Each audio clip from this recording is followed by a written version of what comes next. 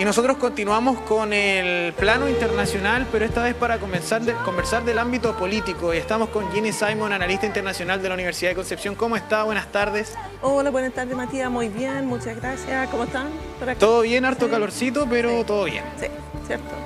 Vamos a conversar y partir hablando de un tema que se ha tomado todo el acontecer nacional, que tiene que ver con los incendios, específicamente con lo ocurrido en Viña del Mar, donde el presidente Gabriel Boric anunció el estado de excepción para el sector, lo que indica también ciertos detalles. Uno de ellos, por ejemplo, es que van a destinar dineros en apoyo a esta región. ¿Y qué más podemos comentar acerca de esta situación que se está viviendo en Viña del Mar?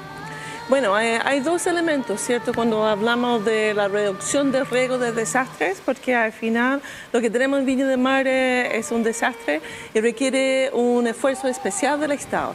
Pero también podemos ir pensando cómo ir preveniendo y evitando ese tipo de incendios que va pasando. Yo imagino que muchas personas, ¿cierto?, saben tanto, bueno, en las distintas regiones, especialmente en Viña, el Valparaíso, hay muchas construcciones, ¿cierto?, en sectores que no son aptas y muchas veces tampoco tienen acceso, ese fue el caso justamente en el incendio, a bomberos de acceso fácil, a pesar que igual la comunidad había preparado para ir abordando el tema.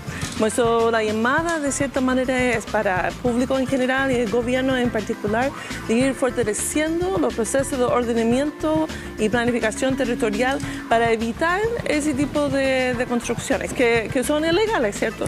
Pero el problema es si las familias, yo imagino que han escuchado de las distintas personas afectadas, ellos optaron para vivir allá porque al final mientras es una mejor solución para ellos que las casas que generalmente le ofrecen que están mucho más lejos y muchas veces no llegan. Por eso la idea es ir pensando en una política mucho más compleja, ¿cierto? Que va anticipando y busca, si van a construir allá, de construir con mejores materiales, porque también es un tema de material liviano.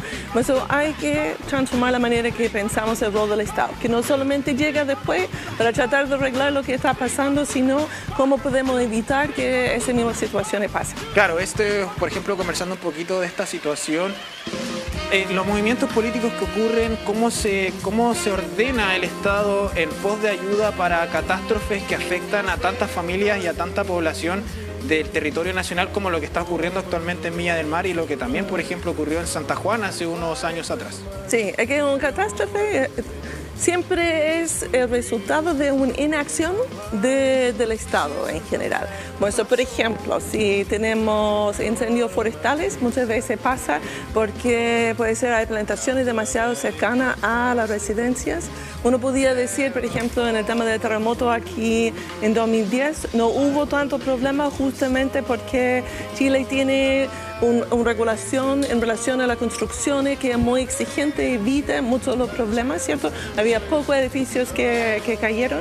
Por eso la idea es que hacemos lo mismo cuando pensamos en cómo organizamos los territorios y cómo pensamos, cómo logramos que familias más vulnerables que necesitan vivir más cerca a sus trabajos, a los centros, tengan una vivienda digna y también una vivienda que permite que va compatibilizando sus distintos puntos de vida y se va evitando lo que pasa con el incendio. O sea, por un lado uno podría decir que parcialmente tiene responsabilidad las familias que han construido allá, pero también el Estado tiene responsabilidad de no ofrecer otra solución excepto la solución que ellos podían encontrar. Claro, estas políticas públicas que quizás llegan un poco tarde, esta planificación territorial, como por ejemplo se trabaja también desde la catástrofe una vez que ocurre, por ejemplo, pero también previamente para evitar este tipo de situaciones, cómo también debe trabajar los organismos del Estado para prever que estas situaciones o que cosas como esta, o no podemos decir que no ocurran, porque los incendios podemos incluso, a pesar de la estadística que dice que el 99% son producidos por el ser humano, pero en caso de que se produzca uno de forma a través, por ejemplo, no sé, se votó un efecto lupa, por decir un efecto lupa. ¿Cómo se puede prever esta situación desde las políticas públicas? Es que justo tiene que prever, ¿cierto? En el sentido de uno va analizando, identificando cuáles pueden ser las amenazas más probable que uno podía enfrentar, que puede ser, especialmente en nuestra región, en verano, ¿cierto? Sabemos que el tema de incendio es un problema, también la región de Valparaíso, pues uno va generando estrategias para ir previniendo. También cuando hablan que hay una causa humana dentro del proceso, yo entiendo que en el caso de Viña fue como gente fumando pasta base, parece que en un sector cercano. ¿Cómo va a controlar el Estado sin tener, no sé, policía y carabineros en toda parte controlando, verificando? Por eso es tan importante de ir pensando, ya, si tenemos áreas que pudiese generar una amenaza de incendios, entonces cómo vamos logrando proteger, que pueden ser infraestructura, que va quebrando el incendio para que lleguen a las casas, pero es complejo justamente el tema que tiene que ver con construcciones ilegales. Hoy hablando de incendio me llega la información de que más de 60 áreas afectadas en el incendio de Chihuayante, que se habla de cierta intencionalidad y de grupos que estarían operando en el incendio de Tomé, Corma y Arauco. También denunciaron intencionalidad, de información que nos llega desde el departamento de prensa de TVU. ¿Qué sucede también con esta intencionalidad? ¿Cómo el gobierno participa de parte de las querellas en este sentido?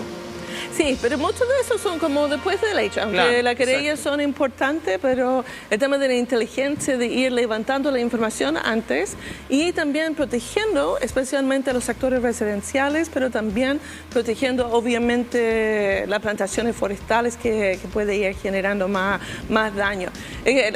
De verdad es un tema muy importante, como usted sabe, soy de Estados Unidos y en Estados Unidos con el tema del cambio climático, con el calor que tenemos ahora en verano, se va generando mega incendios y me parece que Chile va por allá. Por eso es importante de ir pensando. Lo que sucede también en Australia, por ejemplo. En Australia es un país que genera estos incendios y que afecta también a la flora y fauna. Sí, como eso también, otro elemento que en el largo plazo tiene que ver con la biodiversidad, con bosques, más que solamente plantaciones, pero de ir pensando justamente en cómo vamos reduciendo esa amenaza de un incendio forestal para que pueden ser corte fuego, ¿cierto?, etcétera. Pero eso requiere, ese es donde el rol del gobierno regional juega un rol muy importante para prevenir. O sea, igual estamos hablando de seguridad antes, ¿cierto? La seguridad frente a delincuencia, necesitamos carros. Bueno, también tenemos que ir pensando cuáles son las otras amenazas que afectan a la seguridad en general. Yo diría, cualquier persona que ha perdido su casa por incendio es como más impactante que la delincuencia. ¿Cierto? Claro, entonces es necesario pensar en un futuro que existen los casos, por ejemplo, Estados Unidos, como comentas, también en Australia.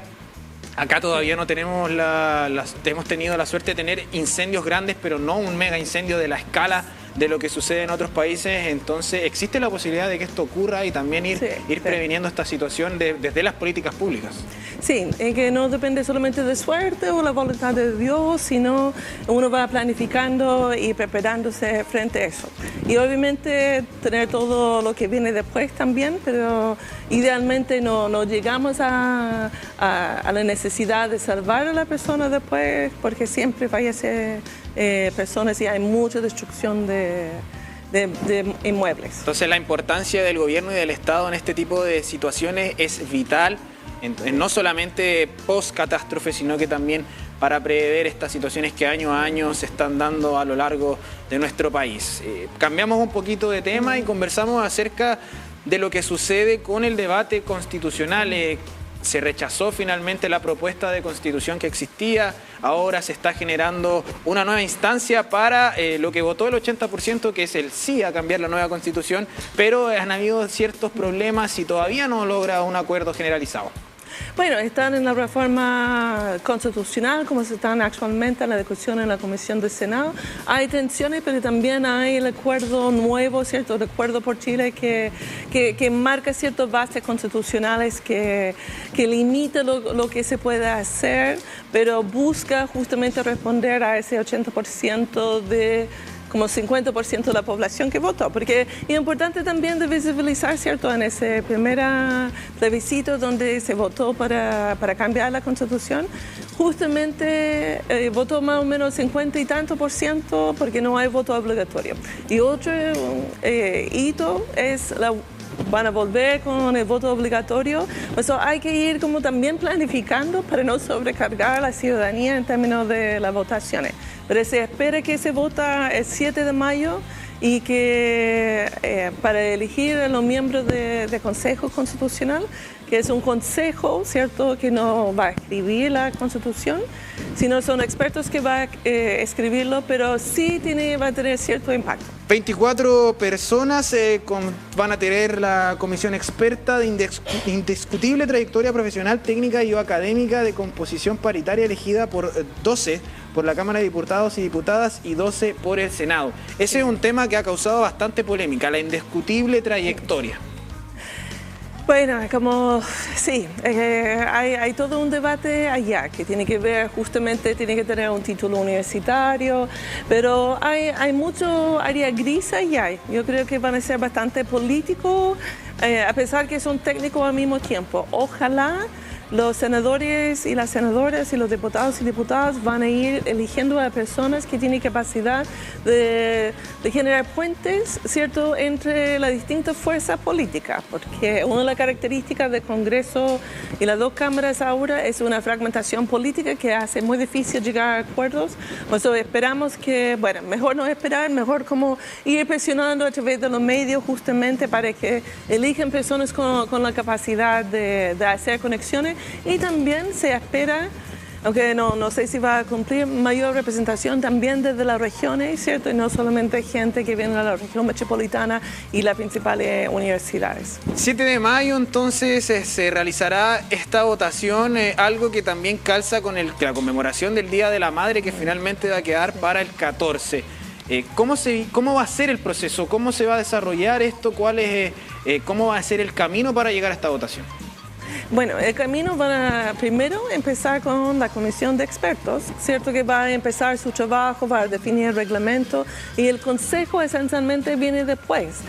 Eso va a ser un proceso muy diferente al primer proceso, donde tuvimos lista de independientes, ¿cierto? Y una gran presencia de independientes dentro de la Convención Constitucional, donde fue la misma Convención Constitucional que tuvo la oportunidad para escribir. Ahora está no en manos del Senado y la Cámara de Diputados, pero sí ellos se mantienen una cierta supervisión y la gente que se va a escribir esencialmente la nueva propuesta van a venir desde la confianza de los senadores y los diputados, ¿cierto?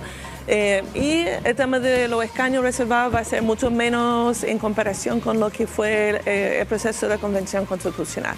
Ahora, también hay mucho, desde la izquierda, desde las personas que votaron a prueba el 4 de septiembre, hay mucho rechazo al proceso. Se percibe que el proceso ha sido como cooptado por los senadores, por los partidos, marginalizando a la ciudadanía. Todavía sí la ciudadanía tiene la posibilidad de elegir a representantes que van a ir en la lista de los partidos, como también de mantenerse informado. Ojalá el gobierno, yo creo que así será, van a ir informando mucho más en relación a todo lo que está debatiendo dentro de las comisiones y cuál va a ser la Constitución. Claro, por ejemplo, hay un tema que también se tomó mucho en las redes sociales, sobre todo, que hablaba de la remuneración. Si es que el trabajo de esta comisión iba a ser remunerado o no, si iba a ser ad honorem, como se conoce cuando no recibe un sueldo monetario. Finalmente se confirma que sí van a recibir un sueldo y también entra ahí en juego el tema de la distribución de los dineros. ¿Quién va a ser quien pague? ¿Cómo se va a pagar? ¿Cómo se va a llevar la factibilidad? Y todo eso se está desarrollando en estos momentos. Sí, es que viene desde el gobierno, podemos pensar en los mismos procesos eleccionarios. Cada proceso eleccionario en verdad es caro, pero de tener una democracia con baja legitimidad es aún más caro que si logramos una propuesta. Pero es fundamental que se logre una propuesta que logre ser aprobada en el plebiscito que va a ser a final de diciembre. Claro, a final de diciembre, entonces, sí. Este plebiscito con una... Esa es la reforma que están conversando, pero yo imagino que se va a mantener. Sí. Claro, exacto, es la reforma que se está conversando, porque recordemos que todo esto todavía no tiene un camino, un final definido, sino que todo está en negociaciones, los diferentes partidos políticos que actualmente se tomaron esta iniciativa y que ahora, obviamente, por representatividad serán ellos quienes tienen que proponer algún tipo de candidato o candidata que los represente en la comisión experta. Sí, exactamente. De esa manera que igual el Acuerdo por Chile va desde cierto, la UDI hasta el Partido Comunista, hasta Daniel Jadwe, cierto, ha estado a favor del mismo acuerdo y que se va avanzando, pero va a ser un desafío para convencer también a la ciudadanía y de ir logrando que en verdad pensamos que esa constitución va a ser la mejor que puede ser para Chile. Jenny, ¿y qué pasa, por ejemplo, con estos partidos que se han disuelto últimamente? Por ejemplo, hace poco, el último caso fue el Partido de la Gente, que anunció hace unos días atrás la disolución de su partido. ¿Qué pasa con sus candidatos, con sus representantes? ¿Tendrán que buscar nuevos lugares? ¿Cómo lo harán, sobre todo en medio de este proceso de discusión constitucional? Bueno, Partido de la Gente como una excepción en relación al tema del partido, que surge justo con, ¿cómo se llama? Con Forrado y Felice y Forrado, sí, claro. ¿Cierto? Entonces surge a partir de eso, tratando de ser candidatos y candidatas a la Convención Constitucional y fueron rechazados justamente por el nombre que pusieron. O sea, después armaron el partido y con París, ¿cierto? Como con la figura que va tomando control, pero por el mismo tiempo de pandemia que vivimos, en verdad no era un partido que tiene como convenciones, que se va conversando entre sí, era un grupo de personas un poquito como la lista de independientes que tenía que ir formando. Ahora vemos que como grupo no va logrando una posición adentro del Congreso y por eso mismo se va, ¿cierto? Se disuelve como comisión y van a insertar de manera más independiente. Pues esencialmente, a pesar de ser un partido, van a volver esencialmente de ser independiente y cada uno puede ir votando según su conciencia, porque los partidos juegan un rol de estructurar el voto, ¿cierto? Como se la firma del Partido Socialista hace en relación al Acuerdo por Chile, que los socialistas van a votar como manda de cierta manera. Claro, y ese genera problemas muchas veces en el ojo de la ciudadanía, ¿cierto? Que percibe que quien manda es Elizalde, más que, no es Elizalde ahora, pero que es la presidenta del partido y no las personas, los electores que han elegido a sus representantes. Hay esa tensión en la democracia. Sí. Bueno, muchas gracias, Jenny, por toda la información que nos entrega hoy en día, sobre todo en este tema que muchas veces causa un poquito de enredo debido a que ni ellos mismos en el Congreso tienen la claridad de lo que va a suceder y tratamos de traducirlo lo más simple posible para que la gente en sus casas pueda entenderlo. Muchas gracias, Jenny, por estar hoy con nosotros en la Comunidad del Contenido. Un gusto. Yo imagino que hay que poner ojo ahora en verano, porque es cuando las decisiones más complejas se van a salir porque la gente está en otra. Bueno, entonces atentos también a lo que sucede en la Comunidad del Contenido, al comentario de Jenny Simon, pero también a las redes sociales que siempre nos entregan toda la información.